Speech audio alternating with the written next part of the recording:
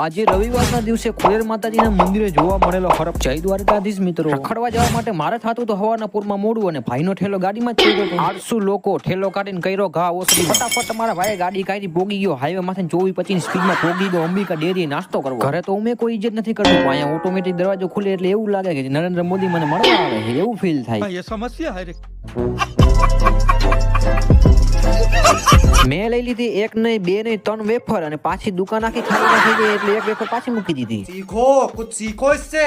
બે કોથળી તોડીને ચાલુ કર્યું કાતરવાનું. થોડીક જ વારમાં સાફ કરી નાખ્યું. નીકળી ગયો બારે અને વાર સેટ રહેતા જ નથી. ખાસ લોકોનો વાંધો છે. ये बड़ी अच्छी बात कही। વળી 21-22 ની સ્પીડમાં પોગી ગયો ભીડભાડ વાળી જગ્યાએ. બોલે તો ગુજરી. હાન પડી ગઈ ને લઈ આવ્યો તમારો ભાઈ શેમ્પુ. હવે શેમ્પુ જ નાઈ જાવું હવારે મંદિર. બીજો દિવસ ઉગી ગયો પણ આ ગાડી ચાલુ નથી થતી મારી. શું કરવું? આ તો દરવાજો ખોલીને ભાઈની વારે ગાડી પડી. મેં તો નીકળો.